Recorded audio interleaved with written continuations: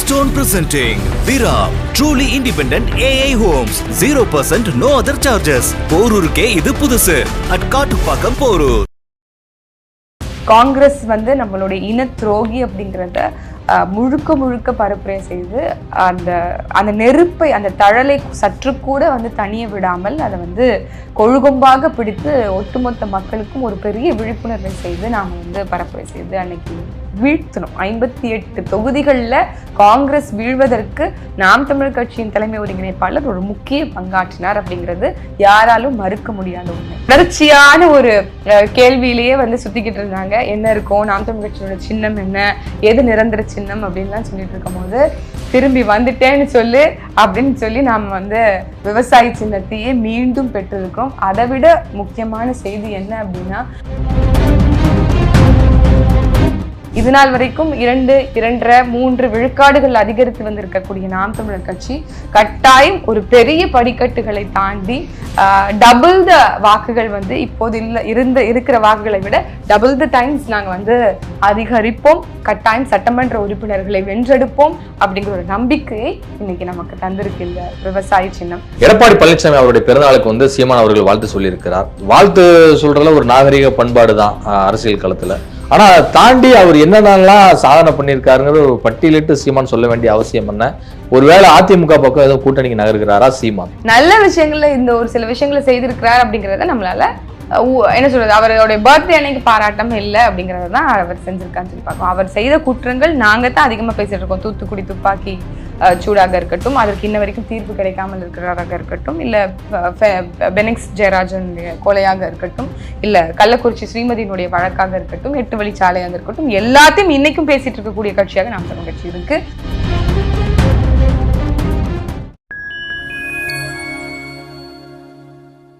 Media நேயர்களுக்கு வணக்கம். நான் உங்கள் சங்கீதுகன். நம்ம சிறப்பு நிகழ்ச்சியில் நம்மோடு இணைந்திருக்கிறார் நாம் தமிழர் கட்சியின் மாநில இளைஞர் பாசறை செயலாளர் மதிப்பிற்குரிய ஃபாத்திமா ஃபர்கானா அவர்கள். வணக்கம்.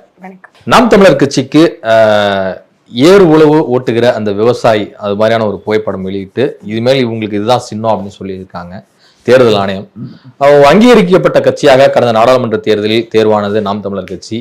தற்போது பல விவசாய சின்னம் உங்களுக்கு கிடைத்ததில் இரட்டிப்பு மகிழ்ச்சியா? நாம் தமிழர் கட்சிக்கு வந்து எங்கள் சின்னம் தான், எங்க எண்ணம் தான் முதல்ல எங்களுடைய சின்னம்.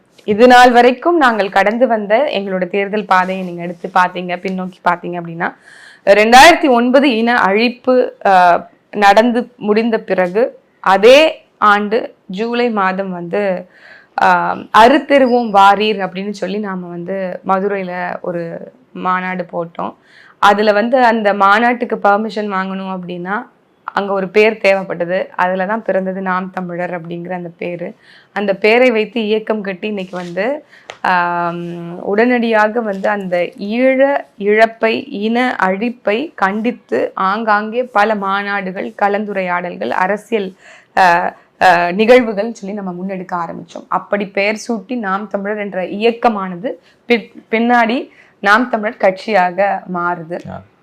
அதுல 2011 நாம் தமிழர் கட்சியுடைய தலைமை ஆற்றிய பங்குங்கிறது ரொம்ப ரொம்ப அளப்பரியது. அன்னைக்கு வந்து தேர்தல் அரசியல்ல இல்லை, இருந்தாலும் இனத்தை கொன்றழித்த காங்கிரஸை வந்து இந்த மண்ணிலிருந்தே அகற்றணுங்கிற முழக்கத்தை முன்வைத்து அன்னைக்கு வந்து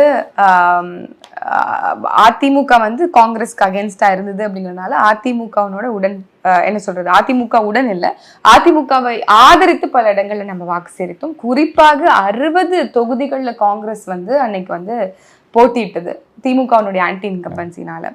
அப்ப போட்டியிட்ட போது 60ல் 58 தொகுதிகள்ல எங்களுடைய தலைமை ஒருங்கிணைப்பாளர் சீமான் அவர்கள் போய் பரப்புரை செய்து காங்கிரஸ் வந்து நம்மளுடைய இன துரோகி அப்படிங்கிறத முழுக்க முழுக்க பரப்புரை செய்து அந்த நெருப்பை அந்த தழலை சற்று கூட வந்து தனிய விடாமல் அதை வந்து கொழுகொம்பாக பிடித்து ஒட்டுமொத்த மக்களுக்கும் ஒரு பெரிய விழிப்புணர்வை செய்து நாம வந்து பரப்புரை செய்து அன்னைக்கு வீழ்த்தணும். 58 தொகுதிகளில் காங்கிரஸ் வீழ்வதற்கு நாம் தமிழர் கட்சியின் தலைமை ஒருங்கிணைப்பாளர் ஒரு முக்கிய பங்காற்றினார் அப்படிங்கிறது யாராலும் மறுக்க முடியாத உண்மை. ஆனால் அதற்கு பிறகு நமக்கு கிடைத்த இந்த நம்பிக்கையின் பால் 2016 முதல் தேர்தலை நாம் தமிழர் கட்சி சந்திக்குது. அன்னைக்கு இரட்டை மெழுகுவர்த்தி வந்து நமக்கு வந்து சின்னமாக கிடைச்சிச்சு. அப்போது நாங்கள் சொன்னது என்ன அப்படின்னா, ஒண்ணு இல்ல 2 மெழுகுவர்த்தி எப்படி தன்னையே உருக்கி கொண்டு மக்களுக்கு வெளிச்சம் காட்டுமோ அப்படி தன்னையே வந்து உருக்கி கொண்டு நாங்கள் வந்து கட்டாயம் வந்து மக்களுக்கான வெளிச்ச பாதையை உருவாக்குவோம் என்று முழங்கி நாம் தமிழ் கட்சி தேர்தலை சந்திச்சது. அதே போன்று அன்னைக்கு 1.1 விழுக்காடு 2010 பெற்றிருந்தாலும் அடுத்த தேர்தல்ல 2019 நாடாளுமன்ற தேர்தல் if I'm not wrong, அதுல உடனடியாக எங்களுக்கு வந்து கடைசி நேரம் வரைக்கும் சின்னம் வந்து கிடைக்கல. 2019 கடைசி நேரத்துல தான் வந்து மெழுகுவர்த்தியை திருப்பி எடுக்க முடியாது, விவசாய சின்னம் கடைசி நேரத்துல கொடுத்தாங்க. கரும்பு விவசாயி, ஆமா, கரும்பு விவசாயி கன்னா கிசான்னு சொல்லிட்டு அது கொடுத்தாங்க. இறுதி நேரத்துல நாடாளுமன்ற தேர்தல்ல கொடுக்கப்பட்ட சின்னமா இருந்தாலும் அந்த சின்னத்தை ஒட்டுமொத்தமாக மக்களுக்கு வந்து எப்படி வந்து கரும்பு வந்து தன்னையே வந்து கசக்கி பிழிந்து நீங்க வந்து நசுக்கினாலும் அது உங்களுக்கு இனிப்பான சுவையை தருமோ அப்படி நாம் தமிழ் கட்சியினோட தலைமை கட்டாயம் மக்களுக்கான ஒரு விடிவு பாதையை ஏற்படுத்தும், ஒரு இனிப்பான ஒரு சூழலை அமைப்போம் அப்படிங்கிற ஒரு முழக்கத்தை முன்வைத்து வெள்ளப்போரான் விவசாயி என்கின்ற வாக்கியத்தை வந்து 2021 வச்சோம். ஆனால் அதுதான் அன்னைக்கும் கூற்றா இருந்துச்சு.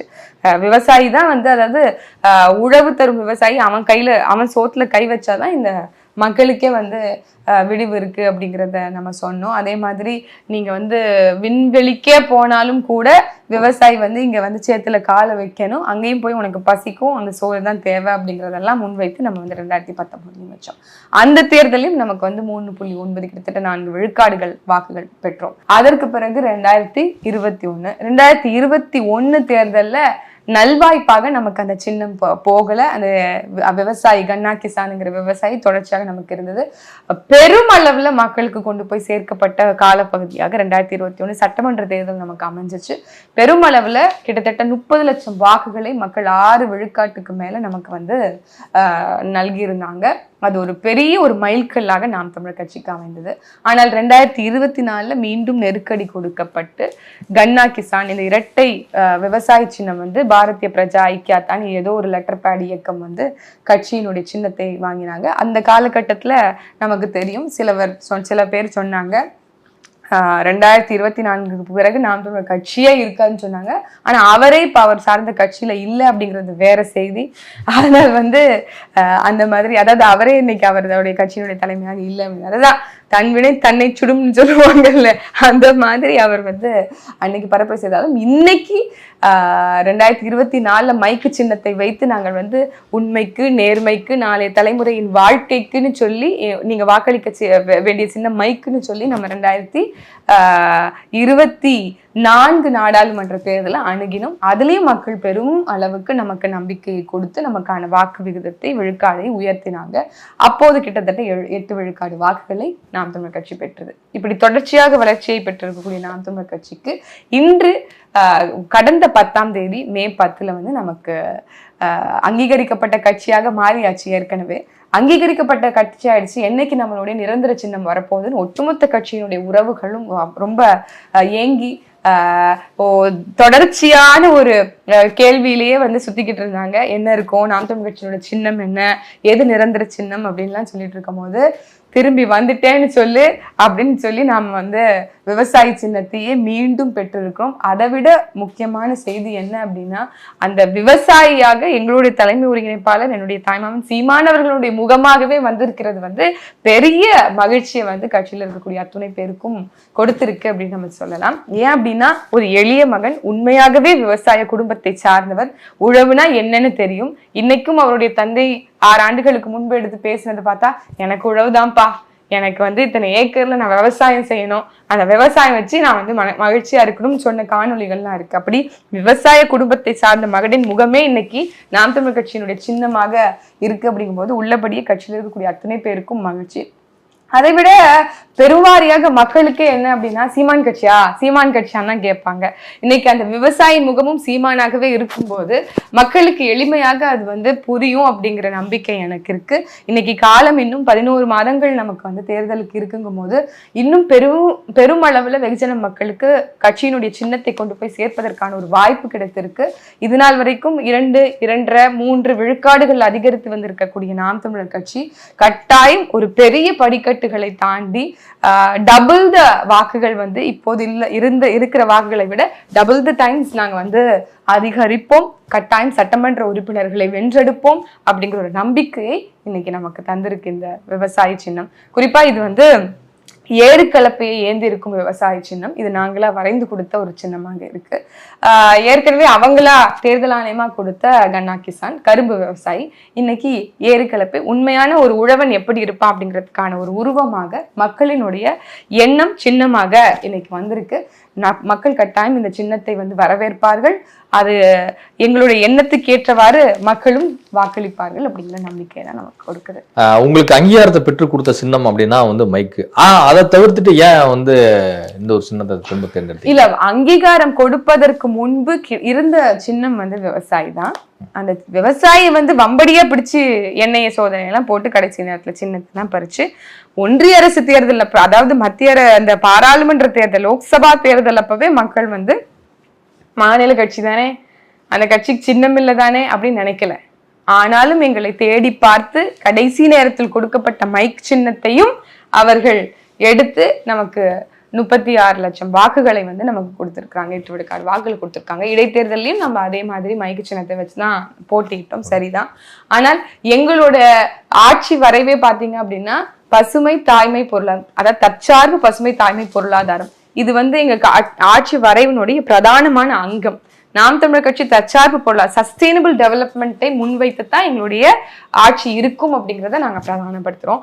அப்படி எங்களுடைய எண்ணமே அந்த சின்னமா இருக்கும்போது அது எங்களுக்கு கிடைக்கணும் அப்படிங்கிறது எங்களுடைய விருப்பமாகவும் இருந்திருந்தது. அதனால மைக்கை விட மைக் அப்கோர்ஸ் இன்னைக்கு எல்லா கட்சியும் வந்து அந்த மைக் இல்லாம இருக்க முடியாது, அப்படிதான் நம்ம வாக்கு கேட்டோம். ஆனால் விவசாயி அப்படிங்கிறது, உழவன் அப்படிங்கிறது எங்களுடைய எண்ணமாக இருக்கு, எங்களோட மனசாட்சியாக இருக்கு. அதே வந்து நாங்கள் வைத்து வாக்கு கேட்பதில் எங்களுக்கு கூடுதல் மகிழ்ச்சி அப்படின்னு நினைக்கிறேன். எடப்பாடி பழனிசாமி அவருடைய பிறந்தநாளுக்கு வந்து சீமான் அவர்கள் வாழ்த்து சொல்லியிருக்கிறார். வாழ்த்து சொல்றதுல ஒரு நாகரிக பண்பாடு தான் அரசியல் களத்துல. ஆனா அதை தாண்டி அவர் என்னென்னலாம் சாதனை பண்ணியிருக்காருங்கிற ஒரு பட்டியலிட்டு சீமான் சொல்ல வேண்டிய அவசியம் என்ன?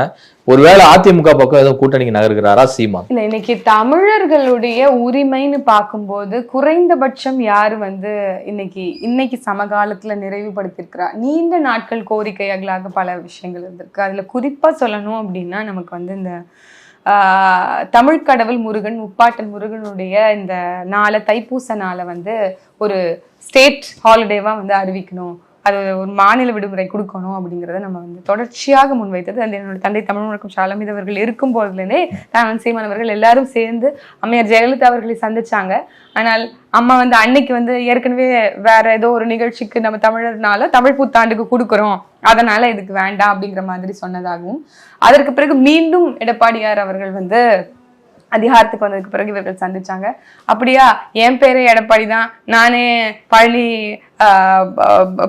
முருகனை முருக பக்தன் தான், அப்ப நான் வந்து உங்களுக்கு அது அறிவிக்கலன்னா எப்படி அப்படின்னு சொல்லிட்டு உடனடியாக அந்த கோரிக்கையை எடுத்து அவர் வந்து அறிவிச்சிருந்தார். வேற எந்த கட்சி வந்து முன்வைத்ததுன்னு தெரியாது அந்த கோரிக்கையை. ஆனால் நாம் தமிழர் கட்சியுடைய கடும் முயற்சியால அந்த கோரிக்கை முன்வைக்கப்பட்டு அந்த கோரிக்கையும் ஏற்கப்பட்டு அதை வந்து அறிவித்தார் ஐயா எடப்பாடி பழனிசாமி அவர்கள்.